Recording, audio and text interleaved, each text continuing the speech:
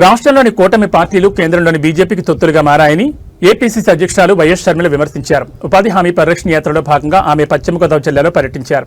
ఈ సందర్భంగా ఒండి నియోజకవర్గం కాళ్లలో జరిగిన రచ్చబండ కార్యక్రమంలో పాల్గొని ఉపాధి హామీ కూలీలు ప్రజలతో మాట్లాడారు. వారి సమస్యలను అడిగి తెలుసుకున్నారు. ఉపాధి హామీ పథకంలో ఎదురవుతున్న ఇబ్బందులు, పింఛన్ల మంజూరు, ఆరోగ్యశ్రీ, ఉచిత వైద్య చికిత్స సమస్యలను పలువురు ఆమె దృష్టికి తీసుకొచ్చారు. ఈ సందర్భంగా షర్మిల మాట్లాడుతూ బీజేపీతో టీడీపీ, జనసేన నేరుగా పొత్తు పెట్టుకోగా వైసీపీ అక్రమంగా సంబంధం పెట్టుకుని రాష్ట్రాన్ని దివాళీ తీస్తున్నారని ఆరోపించారు. ప్రత్యేక హోదా, పోలవరం ప్రాజెక్టు, రైల్వే ప్రాజెక్టుల గురించి ఏ ఒక్కరూ కేంద్ర ప్రభుత్వాన్ని ప్రశ్నించిన దాఖలాలు లేవని ఎద్దేవా చేశారు. ఇద్దరూ కలిపి 12 లక్షల కోట్ల అప్పులు చేసి రాష్ట్రాన్ని దివాళా తీశారని అన్నారు. కొత్త చట్టం వల్ల ఉపాధి హామీ పథకానికి జరిగే నష్టాన్ని వివరించడానికి యాత్ర చేపట్టినట్లు ఆమె తెలిపారు. రాష్ట్రానికి ఎంత అన్యాయం జరుగుతున్నా ప్రశ్నించే ఒక్క మగాడు కూడా లేడంటూ ఘాటు వ్యాఖ్యలు చేశారు. రాష్ట్రం కోసం ఒక్క కాంగ్రెస్ పార్టీ మాత్రమే పోరాడుతుందని షర్మిల వెల్లడించారు. ఇది ప్రభుత్వాలు చేయాల్సిన పని. పట్టాలు రద్దు చేసి మాకు ఇప్పుడైనా ఉన్న ప్రభుత్వంలో మాకు ఇళ్ల స్థలాలు ఇప్పించమని అడుగుతున్నాం మేడం. పెట్టండి అమ్మా, ప్రభుత్వానికి అర్జీ పెట్టండి, మా వాళ్ళు కూడా వస్తారు, చూద్దాం.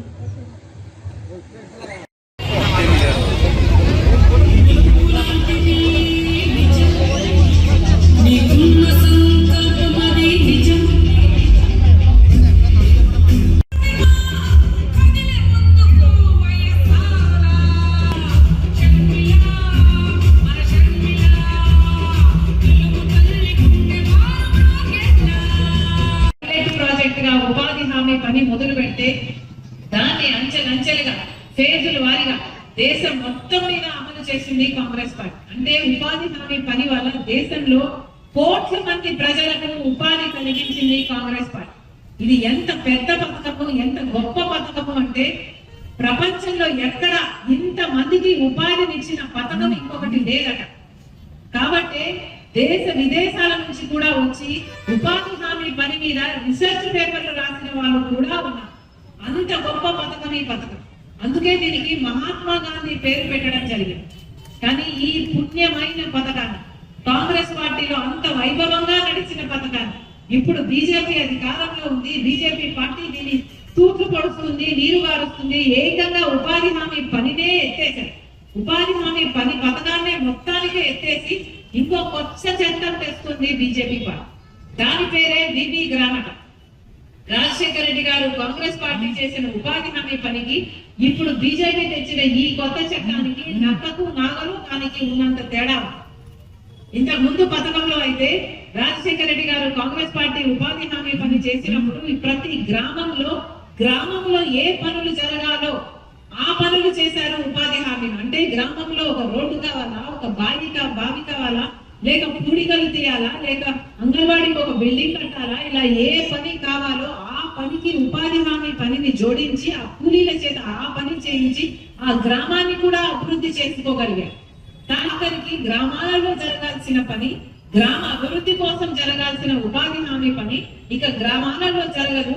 ఆ కాంట్రాక్టర్ని మాత్రం లేబర్ సప్లై చేసే యంత్రాలుగా గ్రామాలు మిగిలిపోతాయన్నమాట. అంటే ఉపాధి హామీ పనిని ఇక గ్రామాలతో సంబంధం లేకుండా ఉట్టి లేబర్ సప్లై చేయడానికి మాత్రమే వాడుకోబోతున్నమాట బీజేపీ. ఇది ఎక్కడి న్యాయం అని అడుగుతుంది కాంగ్రెస్ పార్టీ. పేదవాడి కోసం తెచ్చిన ఈ పథకాన్ని ఇంత నీరు గారుస్తుంటే చూడలేకనే ఈ రోజు మేము ఉపాధి హామీ పనిని పరిరక్షించాలని ఒక ఉద్యమం లాగా చేపట్టాం కాంగ్రెస్ పార్టీ తరఫున. అంతేకాదు, నిజంగానే వీళ్ళకు చిత్తశుద్ధి ఉంటే ఉపాధి హామీ 100 రోజులు నిర్వహించేవారు. కానీ మన రాష్ట్రంలో ఎక్కడే కానీ పోయిన సంవత్సరం ఒక్క సంవత్సరం ఎగ్జాంపుల్ తీసుకున్నా 100 రోజులు పని ఎక్కడా ఇవ్వలేదు. ఇచ్చింది కేవలం 52 రోజులు మాత్రమే పని ఇచ్చారు. సగటున ఇచ్చిన రాష్ట్రంలో ఏ ఊర్లో తీసుకున్నా 52 రోజులకు మించలేదు పని ఇవ్వడం. మరి అలాంటప్పుడు 52 రోజులు కూడా వీళ్ళు పని ఇవ్వలేదు. వీళ్ళు 125 రోజులు ఇస్తామని కొత్త చట్టంలో చెప్తున్నారు. ఎలా నమ్మాలి? 100 రోజులు ఇవ్వాలి కానీ ఇవ్వలేదు. వీళ్ళు ఇచ్చిందేమో 52 రోజులే, కానీ 125 రోజులు ఇస్తాము అని చెప్తున్నారే. అందుకే చెప్తున్నాను, ఈ 125 రోజులు పని ఇస్తాము అని బీజేపీ ఏదైతే చెప్తుందో అది పచ్చి అబద్ధం, ఒక మోసం.